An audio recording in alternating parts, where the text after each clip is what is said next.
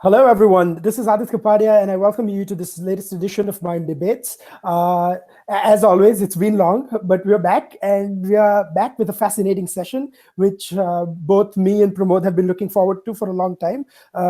Before I introduce our guest, I want to introduce making a comeback on MyInd Debates after a long time is Pramod Kumar Buravalli. So welcome, Pramod, co-founder and director of Mind Makers.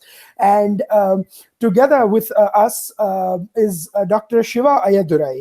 He's our guest on Mind Debates tonight, and he's joining us from Massachusetts. He's a scholar. He's a Fulbright scholar, and as a candidate for the 2018 Senate elections in Massachusetts. I always joke with Pramod Dr. Ayyadurai that it's hard for people to get one degree from MIT. You got four, and he has a body of work behind him. He did his research. In 2007, he had a Fulbright grant to study Siddha, which was a system of traditional medicine developed in South India, and he's been involved in the social sector and now in the political sector, and we are very fascinated to talk about him on a variety of issues. So welcome to Mind Debates, Dr. Shiva. Great to be here.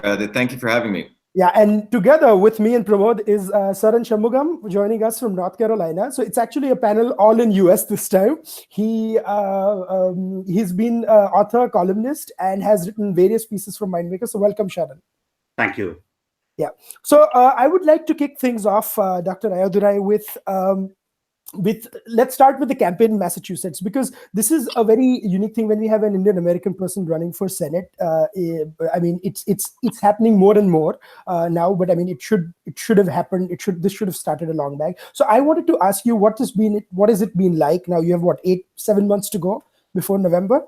So, and your initial reactions and stuff to it. Well, first of all, a political campaign, people have to understand it's no different than running a startup. This is something that you don't learn. There's a good article in the Wall Street Journal talking about it. So for me, I've done 7 startups, and that's what this is. It's an incredible amount of fun, and you have to have fun with this. And a political campaign, ultimately, it's an intertwining of many different things. It's logistics. You can think about it as advertising. It's consumer marketing. But at the heart of it, what you're actually pushing or selling is a message. And if the message resonates, it's, that's your first step. If you look at the last election, Hillary Clinton had no message. Trump had a message. Everyone understood it, right? It was very simple. And he did it with 1/3 of the money. But he also had a brand equity, right? In terms of coming into it. So that's what a political campaign is. So it's a phenomenal experience. And so I'm having a lot of fun with it. And our message is hitting like a dog whistle. Everyone loves it. But it's an anti-establishment message. It's going against the Democrats and Republicans. And the issue is they are absolutely afraid of our campaign, because if we get in front of people, we blow everyone away. So the reaction is to make sure that we don't get any mainstream media coverage. But that's why, we do alternative things, and that's what entrepreneurs do. So it's a lot of fun.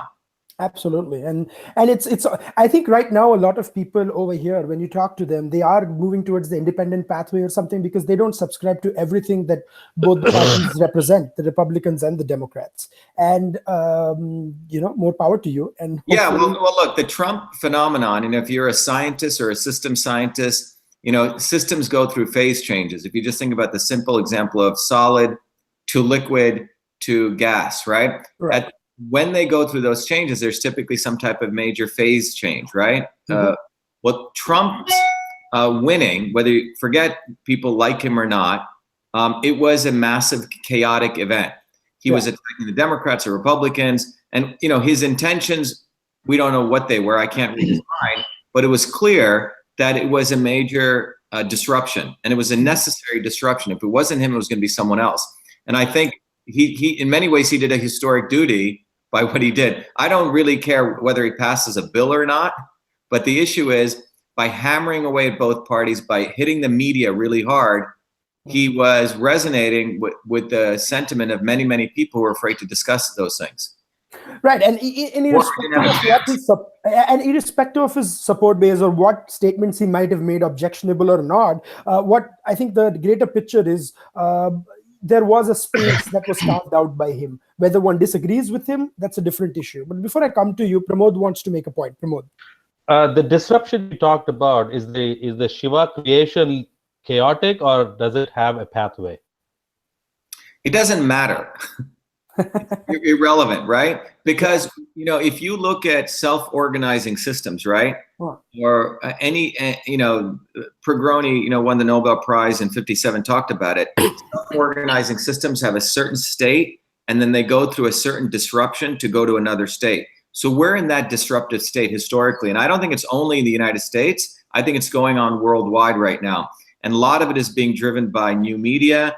It's being driven by young people who are basically recognizing that there is an establishment, and they don't like it. They're looking for alternatives. Do they really have freedom or not? And I think Trump essentially, you know, Brexit was part of that, right? People never thought Brexit was going to occur, but people said, we're going to do our own thing. So I think it's a very, very exciting time to live in, frankly. And I think the issue is that chaos can go in two directions. It can go to a path of a renaissance, or it can go to a path of darkness. And I think that's why it's an exciting time. Interesting time, nevertheless, depending on what side of chaos you're on. But Saran, do you have any questions for Dr. Ayyadurai, and then we can go on with the discussion? We can go ahead with the discussions. So Saran, why don't you go first? Why don't you go first? Yeah. Yeah, Saran, I'm saying, why don't you go first? Dr. Ayyadurai, it's a pleasure. I have been following you on few of the topics. One of them is your campaign en masse. The other one is what impressed me. I looked up few of your arguments on the Harvard chair, Tamil chair, and also few things like your paper, the Fulbright paper, the scholarship, plus your subsequent presentations around the Ayurveda and the Siddha. So it's a pleasure meeting you.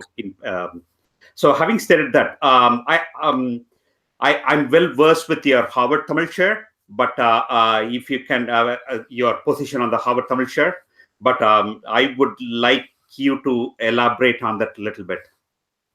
Yeah, look, you have to understand that when I talked about the military industrial academic complex, we have to start there. In 1961, when Eisenhower, who was a Republican president, a general, you know, in World War II, was leaving, he waited until his farewell address, probably thinking he could get shot or something, but he exposed 2/3 of that triangle. He called it the military industrial complex. In fact, the original speech from some people originally said military industrial academic complex, but his science advisor, who was a president of MIT, took out the word academic. 10 years later, William Fulbright, who was a Democrat, gave a very famous speech, and he coined the term military industrial academic complex. But when you look at that, what we're looking at is a collusion of big military, big corporations, and big academia. And what both of these people, Democrat and Republican, were warning people about was that collusion would basically destroy freedom. And so if you look at Harvard, Harvard is the wing of the academic complex. Some people argue it's the center of the deep state. And this is not a conspiracy theory. This is, when you really look at it, and you look at what Harvard is, and you look at the collusion between, I mean, think about it, Harvard Law School, right? It's one, you know, half of the Supreme Court judges come from there. Yeah. So these people have a hubris that they're the ones who determine the law, right? They're the ones who own the narratives on many things. So Harvard has a history of attempting to own and take hegemony of people's cultures. And they do this in very, very clever ways. And how do they do this? Well, first of all, they build a brand that they are the center of scholarly culture and scholarly scholarliness, academic scholarliness. So, but if you fundamentally look at Harvard and you look at their P&L statement, they spent about $1 to $2 billion operating their university, but they have a $40 billion endowment. Think about that, a $40 billion endowment. When Harvard was started, it was basically a community college. It was set up by the Commonwealth. And at one point, they broke away and essentially became a very, very lucrative business. You know, people attack a lot of the Indian university people, right? Oh, they're printing money. Well, America, it happens in a much more sophisticated way. The corruption is far more sophisticated. And they use this thing called an endowment. So an endowment is fundamentally run as a hedge fund. You have people, money managers who take money, they under the aegis of Harvard, right? So you get that brand equity, and then they invest it. And typically for the investment, whatever profit is made, 80% gets given to the investors, 20% they could do, and they get 2% on, it's a hedge fund, right? But they never have to pay taxes. And the interesting inputs into that hedge fund is tuition, but also selling chairs. So, you know, a lot of very dumb doctors, these Indian doctors who, frankly, most of them don't even think, right? They made a lot of money doing whatever they do. They have a pile of money sitting around, a lot of them in Texas, by the way, and they don't know what to do with their money. But they believe it's such a prestigious thing to give to Harvard University. Now, you have to understand, 30% of Harvard's admissions are legacy admissions. Legacy meaning if you gave $6 million for a chair, $500,000, well, believe it or not, you go up to the top of the stack when your daughter or son applies. It's a well-known fact. So it's basically pay to play. So these are just fundamental facts. So within that context, Harvard uses the money that they get, hedge fund proceeds, hedge fund profits, to market themselves. I mean, they have a huge marketing department. I mean, go on Google, you know, and type in anything negative about Harvard. It's fascinating. You won't find anything. They spend a lot of effort on SEOing, very little stuff about them. And just to pause 1 second, Dr. Ayyadurai, and coming to you, and Pramod, you can chip in with a point too. I think a lot of Indian politicians or some Indian politicians have donated to the Harvard Tamil chair as well. And by the way, if the doctors want to debate Dr. Ayyadurai on the Tamil chair, we're happy to arrange that too. So I would love to have an open discussion about this, you know? Yeah. I tweeted at Kamal and saying, you know, you're doing a mistake. The issue is there's many reasons. So I think the Tamil Nadu government gave $1.5 million. A guy called Pandirajan, Kamal Hassan gave, I think, $40K. One of the doctors in Texas, Johnny Karaman, gave, I think, $500,000. And when I heard about this, see, I didn't even know about this until about 3-4 months ago. Someone tweeted at me and they said, "Are you going to give money?" I go, "This is ridiculous." I literally called up Johnny Karaman and I said, "What are you doing?" And he was all nervous on the phone. And he said, "Oh, I didn't know what I was doing. I thought this was a good way." And I said, you need to stop it. And he goes, "Okay." Now, he may have just said, "Okay," you know, just to appease me, but I took it that he was being an honest man. But the reality is that many of these people who donated, deep inside, they think Harvard is some great and prestigious institution. What's really unfortunate is someone like Kamal Hassan. I've talked to Kamal. He speaks a quote unquote leftist language, you know, he speaks as though he's for the masses. But the reality is, by giving money to Harvard, he basically, on the one hand, gave all the power, you know, the power away that he claims for the people. The more important thing is, by giving this much value to a Harvard Tamil chair, Harvard will now decide the culture of the Tamil people, literally. Because what they do is, once you get access to the scripts, once you give them that much obeisance or obsequiousness, you know, they'll start writing papers. For example, Siddha and Tamil are two separate things. I'm just making this up, for example, right? And whatever they write will get put into their journals, and then everyone will cite them. This is how academic knowledge is built. You have one person in an esteemed position somehow get it into a major journal, and everyone else, like puppy dogs, follows them. Oh, Harvard said this, Harvard said this. Meanwhile, a Harvard PhD in Madras University, Annamalai University, will get lowered in value.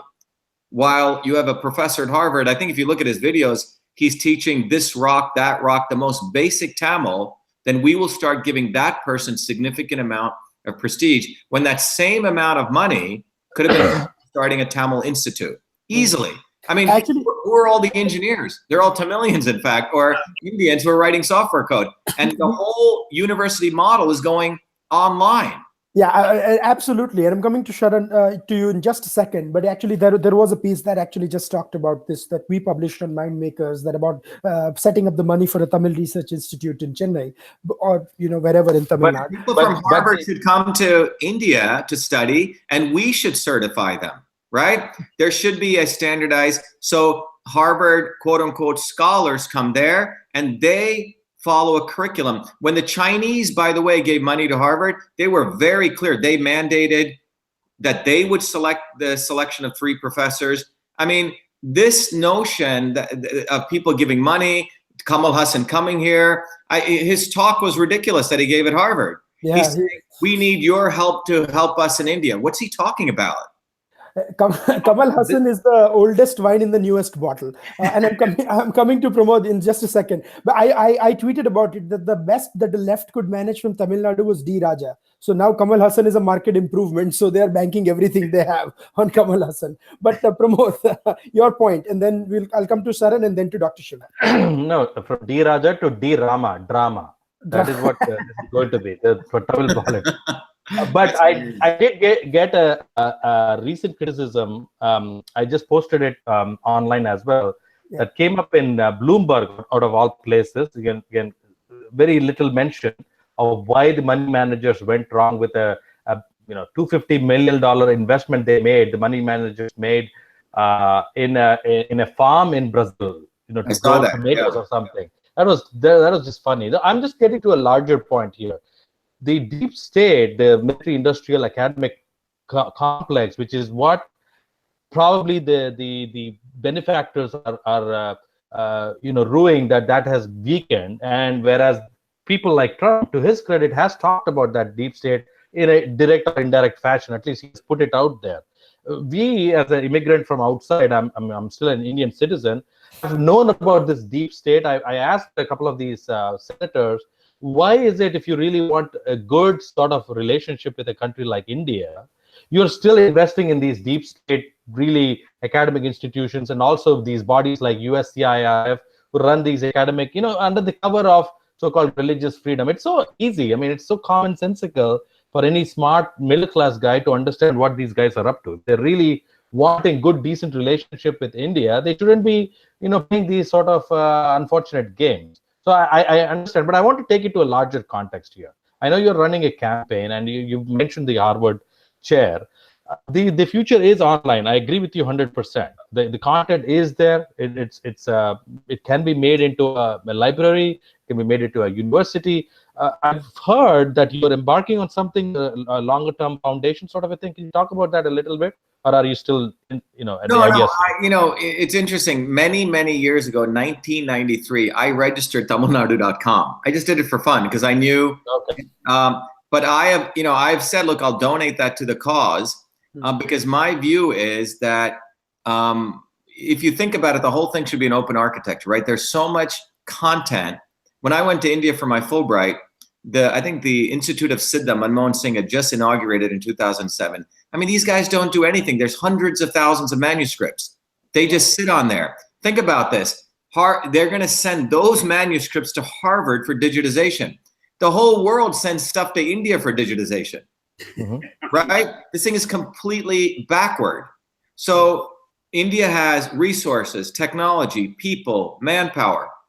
Why is it that, Tamil is one of the oldest languages in the world, right? We can argue how old it is, but there's nothing stopping Indians in a collaborative fashion to build an online Tamil institute, develop a curriculum, create the certification, and go online with it. Look, the university model is breaking up. In the old model, if you do a square, and in that bounded square, you had two circles. One was research and one was education. Those were the two gears that a university owned. But technology has taken the education and it's broken the bounds. Now the education you can get anywhere. And in fact, research is also going to be open sourced. So the universities are essentially going to be busted up. It's just when their death knell occurs. So what the universities are doing is MIT and Harvard got together and they did edX because they know the future is online. So they want to own their brand online. And I'm saying that the amount of content, and content is king here. Come on. There's so much bloody content in that entire region. So Harvard wants that content and wants to frame that content. And they want to do this across all cultures. And they don't even have any right to do this. In fact, they're not even that intelligent. Most of these people who go to Harvard aren't the smartest people. They're people who learn how to suck up and play the academic game. Because the academic game is about getting tenure and it's about citations. You could be a complete dummy, but you could write a nice paper and you could suck up to the right guy and your paper will get listed and then you can get a promotion, and everyone else, in order to get tenure, remember, tenure is not about the number of papers you write, it's about who cites your paper. So if you write a few papers and you do the right political moves and you get it to be a quote unquote a seminal paper, everyone has to cite you. So that's how the game works. So by giving the rights to all this content, by setting up the chair we don't even know what the bounds of that chair are. You're basically essentially giving, in many ways, you're ceding all power to an institution which doesn't deserve that power. That's why I call it the Harvard Tamil scam, because it is a complete scam on so many levels. Legacy donations, people giving power away to Harvard, and the other part of it is, at a deep cultural level, Indians could be doing this on their own. I mean, it's online tools, there's MOOCs now. I mean, there's so many tools to create this online. Interesting points. Saran, you wanted to pitch in with some, and then I think the next part of the discussion, we can move on to the Indo-American ties and his Dr. Ayyadurai's campaign and everything. So, yeah. Adit, I had that exact question what Pramod raised, the topic about the tamilnadu.com and the online institute. Okay, lovely. One more topic which was interesting, little bit controversial as well, but it appealed to me really with the current political situation in Tamil Nadu. That is about improving the brand value. Many of them are associated with the Harvard Tamil Chair to improve their brand value. That's one of the points what I saw somewhere in your video somewhere. I couldn't recollect. So can you, Dr. Shiva, can you elaborate on that one? Yeah, but look, one of the things is, it's a very interesting thing. You see, I lived in Hollywood for a couple of years. Celebrities, there's two types of people get into the movie and entertainment business. A few of them who are truly gifted artists. Many of them don't make it. The others who are narcissistic celebrities who don't really have a lot of talent. Many of them are highly, highly insecure people. I'm telling you, this is and as their career wanes, they're trying to figure out how to stay relevant. Now, part of it is someone like a lot of these celebrities, if they don't have their own footing, they're always looking something to increase their brand equity. Okay. And that's Kamal Hassan's trick, right? So he, by aligning himself with Harvard, he tries to position himself as some scholar. And it's unfortunate. That's sort of what's the dynamic that's going on. The other dynamic that's going on is that, it's just a monetary dynamic because, the people, Pandirajan and these guys who gave money to Harvard using, by the way, people's funds, they had young children who don't even have roofs on their school sending monies to Harvard. It's absolutely disgusting. They're doing it so their kids will get access. And every time I've told this to Americans here, they're disgusted by it. A young kid raising, 60 cents, American rupees or 60, to send to Harvard, which could write one check for $6 million, which would be 0.1% of its endowment. But let's move on to the, the election piece here. The reason I highlighted the Harvard Tamil thing is because it really comes down to Elizabeth Warren. Elizabeth Warren, at a deep level, is part of the deep state. She's, in fact, the face of it. Here she attacks Wall Street, yet she's never said anything about Harvard. She gets, her salary gets paid from that hedge fund money, right? She made $350,000 for teaching one course. Think about that. $350K for teaching one course, which is literally coming from Wall Street. So she does not discuss that. And this is the nature of most of these academics. They will talk a really great game about fighting for the poor, the minorities, blah, blah, blah. But in their own well, where there's all this corruption taking place, they won't say anything about it.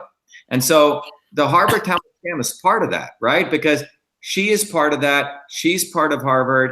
And you can look at how these people all work together. In fact, the meeting that they had there was a big, some Indian American conference or Indian conference that they had there, right? Oh, the Harvard Indian Conference. Yeah, Harvard Indian Conference.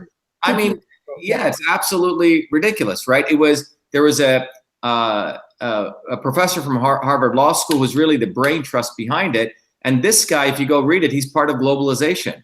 He's all part of, in fact, instituting laws that you can do globalization, essentially expanding globalization at a deep level. And where it took place is the Kennedy School of Government. When I went to MIT, we knew the Kennedy School of Government was essentially a CIA training ground, all right?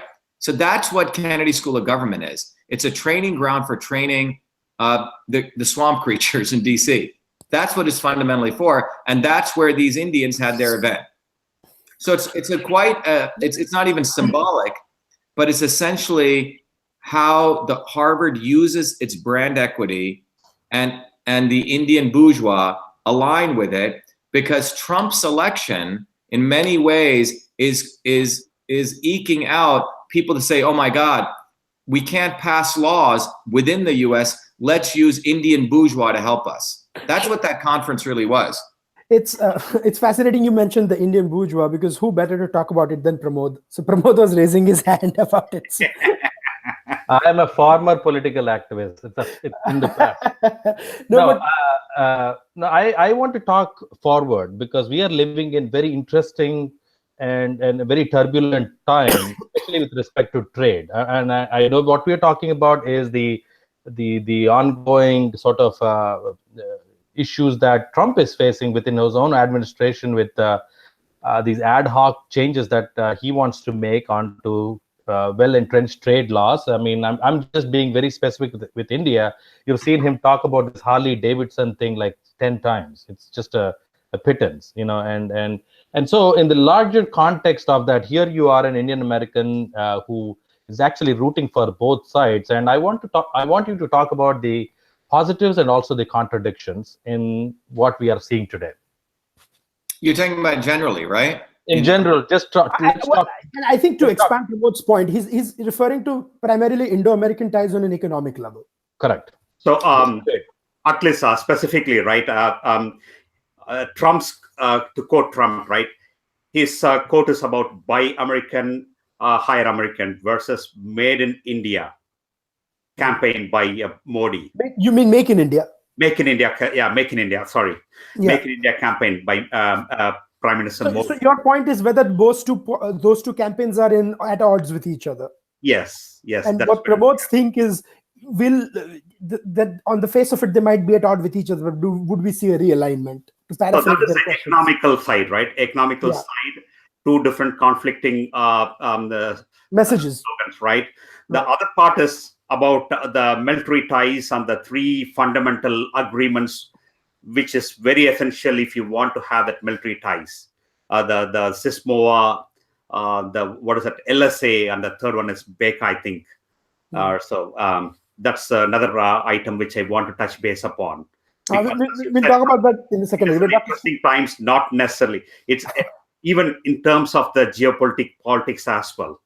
Oh, interesting. Yes. So let me sort of break it down in this way, okay? Mm-hmm. One of the things I talk about a lot, so you have to understand this in the following dynamic, and I think this is, so let me give sort of the way I look at the world, politically and economically. Historically, there's always been three dynamics. One dynamic is what I call the establishment, meaning those people want to retain things as they are. You can call them reactionaries, etc. The other dynamic has been change agents. People want to fundamentally change things. And most change has never occurred through politicians. It's been through people's movements. It's been actually through political movements of people independent of political parties, right? So you can look at like the women's rights movement in the United States. It was not, the Democrats actually laughed Susan B. Anthony out. If you can look at civil rights movement, it wasn't Martin Luther King. He came in much later. In fact, he was used to essentially heist the movement in some ways and control it. And then you have the third dynamic, which I call the not so obvious establishment. That section of the establishment is literally another wing of the establishment, but they're used to manipulate masses to act as though they're fighters. So in this past election, to bring it to modern times, one example is Hillary Clinton was clearly the establishment candidate. What was fascinating to watch was the Bushes, the Romneys, the Obamas, and the Clintons all came around her. They literally congealed. And over here was Trump. Trump was basically addressing an issue, which I'll get back to on the economic issue, that and that issue that he was addressing was that of poor whites in this country, because the elite in the establishment, be it Hollywood or the academic establishment, for the last 30 years, when they would hear something from the quote unquote the rednecks, they thought, oh, they're just stupid people. We don't have to deal with that. So their issues were issues like abortion and transgender and gays' rights. And many years ago, Noam Chomsky and I had a discussion about this. And even Noam was saying, these people aren't really addressing the real issues. And he goes, if you want to really see what's going on, go listen to AM radio, right-wing AM radio, because there were things, and these people thought they were so much smarter that, we don't have to deal with, those are just redneck issues.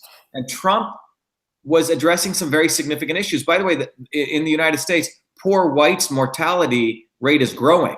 They have the highest addiction rates. I mean, it's horrible, separate from poor blacks. So when you look at the economic condition, that's what the Trump movement he hit on. But in the middle of this, you had the not so obvious establishment of Bernie Sanders. Complete sellout guy. This guy speaks a good game, talking about poor, revolution. But ultimately, what did he do? He gave all of his votes to Hillary Clinton. And that's been the dynamic, not only in the United States, but also in countries like India, historically. The establishment, people's movements, and the not so obvious establishment who literally funnel people's angers back into the establishment. I could argue that's what Gandhi did in India, okay? Longer discussion. But when you look at the economics of this, in the United States, you've had a massive concentration of wealth. You've had poor whites issue has not been addressed, and poor blacks have been getting poorer. Civil rights essentially created a pencil-thin strata of black bourgeois. The Oprah Winfreys, the Jay-Z's, those kind of people, right? The situation of the average black person in the United States today, economically, is worse than before civil rights. And you can look at the stats. In Massachusetts, in a 2-mile radius of Elizabeth Warren, the average net worth of a black person is $8. Net worth, assets minus liabilities.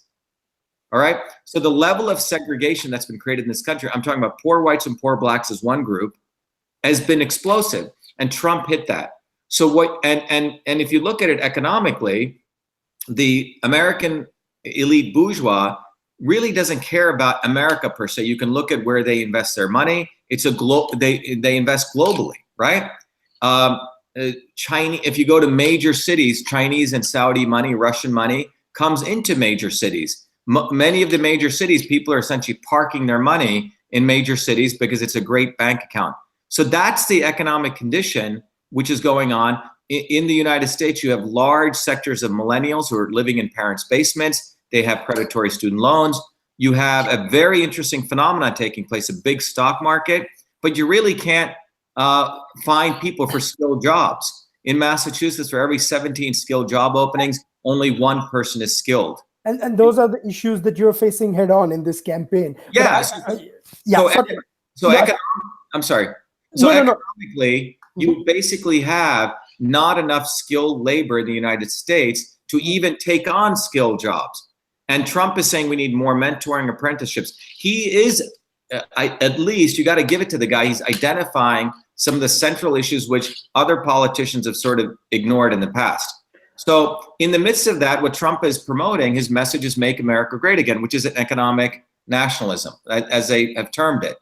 And that's not a bad thing, because it goes direct against what Lenin would call imperialism. You see, I think Leninist imperialism is the same as what we call globalism, okay? And that's what he's addressing. And it's a very fascinating thing to watch. I believe if Lenin was around today, he would consider Trump an agent of change, against a larger establishment. So I see what's going on, fascinating. And what Modi's trying to do is, in many ways, is also try to create an economic nationalism. Because globalism, in many ways, it's not about making everyone happy. It's about the imperialist bourgeois trying to essentially spread their money and put it under the framework as though they're doing good for everyone. And that's not really what they're doing. It's basically about expanding economic power for an even more finite set of people. And we can have a detailed discussion on them, because I personally have a little bit of differences on the Trump model, but we can talk about that in a later. But because since we're running out of time, I wanted to have a last question and then closing comments from all of you guys, was about the Indian American community. Because what you see amongst the Indian Americans, those who can vote here, unlike me, but those who do vote, 60% of them, I think, vote Democrats and 40% Republicans, or maybe it's 65-35, something in that range. Right? So you are an independent candidate running for Senate, which puts you in a very unique position there. So do you see that changing in terms of like Indian Americans abandoning their often taken positions? And do you think Indian Americans would be going beyond their sub-regional identities as well within US or within India and standing up for other Indian American politicians and stuff? Yeah, it's a great question. Look, most of the Indian Americans who run for politics, they choose Republican or Democrat. I don't think any Indian American has run as an independent. Yeah, I think I'm the first one running in a federal election. And the reason is my journey is very different than a lot of those, Adit, right? Mm-hmm. I came from a very different situation. My parents, from the whole caste background, you find very few Indians in my background here. My journey through education, through the invention of email, through MIT, through starting companies and having to always be a fighter. Both parties are, if you look at most of these guys, the Indians who participate, they're very sort of establishment people, right? They're not radicals, they're not activists, right? Indians take, in many ways, those set of people take the safe path. Being an independent is quite a different path, right? It's about activism. It's about you've sorted things out. It's not like you're seeking a political position. Most of those people are seeking political positions and they play the game. My politics has never been about that. It's always been, the military-industrial academic complex. When I was at MIT, there's a picture of me burning the South African flag on the steps of MIT to protest South African apartheid. I helped organize a food service worker so they got a better wage. I made sure more poor blacks and poor whites and women came to MIT. I was a guy who exposed Monsanto. When I went to India and I won a Fulbright, I was the one who could have sit beautifully in Delhi and just sat there. But, that's not me. I exposed the corruption, had under death threats, I had to leave India. So you're looking at a very different type of Indian. You're looking at an all-American fighter here in me, right? It's more of your Indian activist, probably like Pramod. So that's what makes this campaign very different. So when we talk to Indian Americans, I just had a discussion this morning. The discussion we have is, do Indian Americans want to stand up for themselves? And are you willing to, because every cultural group in America has had to go through that, okay? Indians haven't had to go through that. They've taken the safe route. So they put up with racism. They put up with subjugation on some level, right? When the invention of email, I've shared this with you guys earlier offline, came out, the facts are so obvious. Not one Indian stood up for me, in spite of me being called, people said this this curry stain Indian should be hanged. Had that occurred to a Jewish person, people would have come out like that, right? So Indians as a community haven't asserted in some ways their rightful nationalism by defending any attacks like that. That's a measure of it. So I think my running is going to galvanize, which I know it's already doing by how I speak to people, whether left or right. People are coming together and saying, wow, this is cool, right? Because at the deep set of most Indians, I'm telling you, is a deep knowing that they are an oppressed people that have yet to rise up. Period. And in the postmodern lull that we are witnessing today, I call it a postmodern lull because there's supreme bliss, there is silence. And a voice like you is important globally because that independence of thought it comes from not just experience, but also the intention that you want the best from all sides of the world. That is why I was very interested in talking to you and have hopefully much wider discussions with you. Hopefully get more people to know what you're championing through our media platform. But most importantly, have an engagement where we can bring in other parts of the society to question you. And hopefully in that a churning happens and something really beautiful can get created.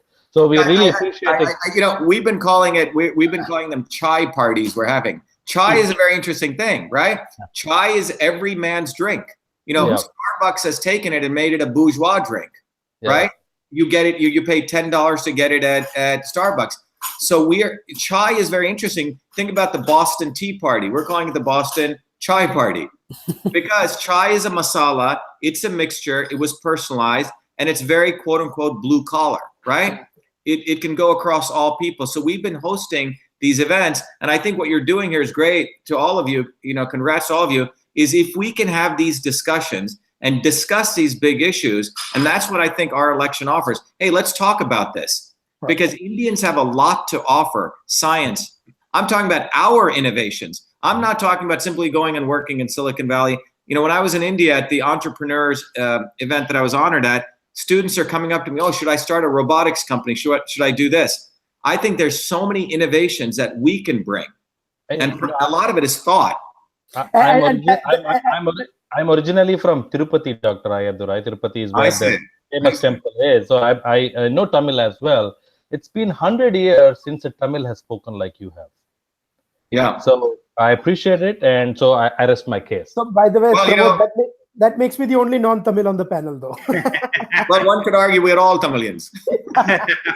No. The point is, I'm not getting there. There's going to be another big debate on that. So one of the kings that was, you know, was a guy called Kattabomman. Okay, one of the few kings who stood up. You know, one could argue that had every Indian family lost a son or a daughter in fighting independence, India would be better. You know, Gandhi took away that right from us. All right, he was, in my view, the not so obvious establishment. And India never had a really good revolution, because every great country has one where it literally throws off the yoke of its oppressor, and we never did that. And we as Indians pay the price of that every day today. I agree with you. There are two incidents which at least that's my belief. One is the Royal Indian Mutiny, which happened in India, which had the British lose their confidence in the Indian army. The British naval mutiny, right? Second one is the Atlantic Charter. No one talks about that.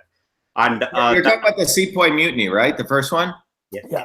This is a Royal Indian Naval Mutiny. I say. It happened, I believe, in 1945 or 6. 45. Yeah, and the other one is that Atlantic Charter, which was against the imperialism. Sorry, Pramod, you were saying something? No, I was correcting you. It happened right after Sir Stafford Cripp's mission in 46. 46. I'm sorry. Yeah. Okay. No, interesting points. Before I come to Dr. Ayyadurai for his last words, any last comments, Pramod, Saran? No, I wish I had more time with Dr. Ayyadurai, because there was one more. I just read an article just before I got onto this call. It was tweeted by someone in Twitter. It's about, and also Dr. Ayyadurai was mentioning about that Tamil Brahmi script and the Hebrew script, the relationship between them. I saw another Indologist from University of Jerusalem. I'm trying to remember his name. He wrote about that too. I can send that article to you guys. Sharon, the name Shiva itself means both celebration and mourning. What else can you talk about? So I wish I had more time to pick up his brain on that. Well, we can do this again. The raw, that are two certifications, what he was talking about. Yeah.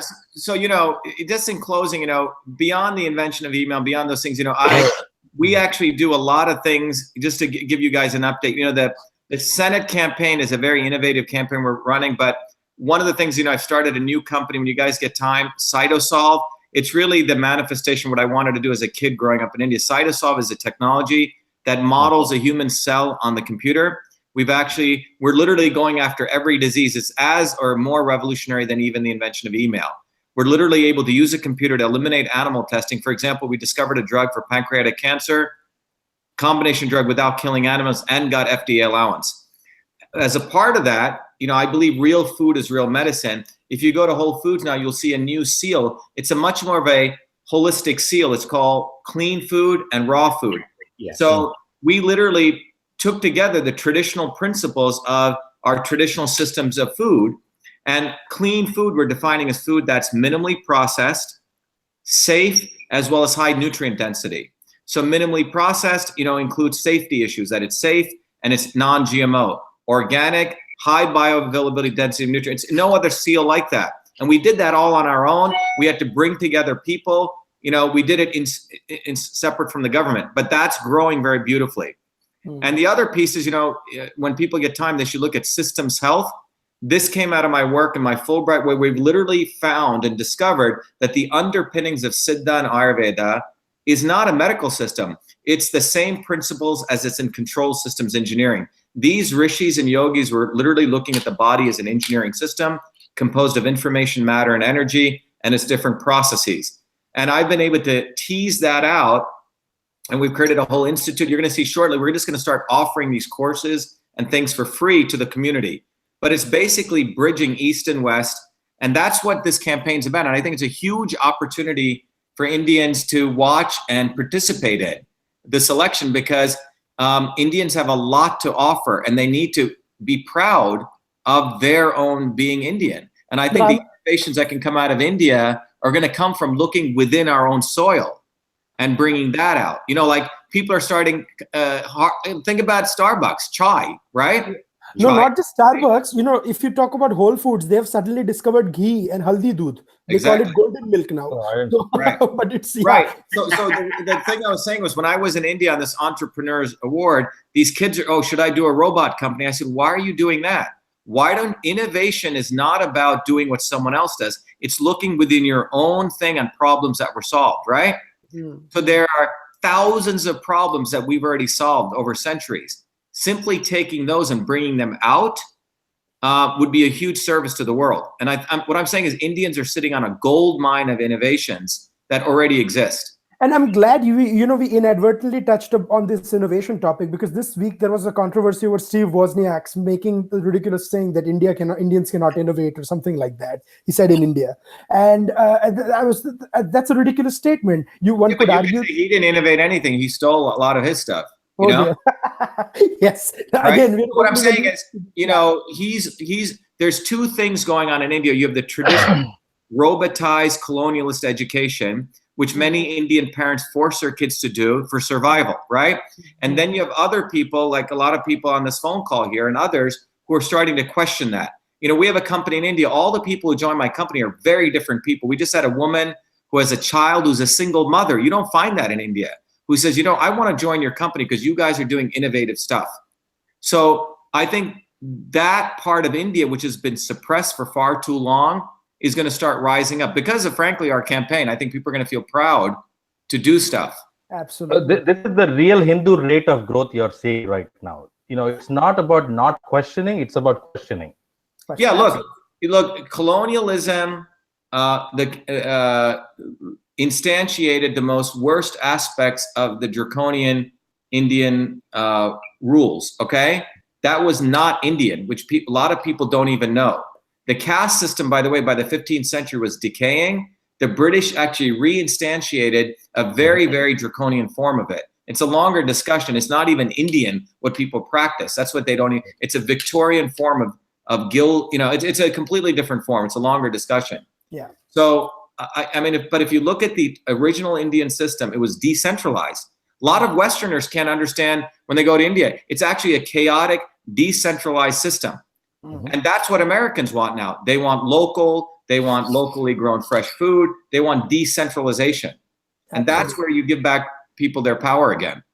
And that's why we have survived. That decentralization is why we've survived, although not in the best form, but we are still around. Yeah, but we're fighting. Yeah.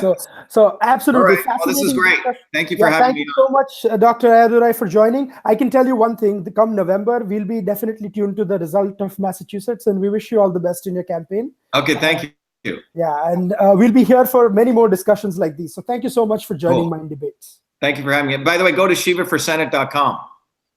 Please note, whoever agreed with Dr. Ayyadurai or whoever wants to, find more about him, shivaforsenate.com. That's his website. Thank you. So till then, take care, guys, and we'll be back shortly with another new debate next time. Thanks.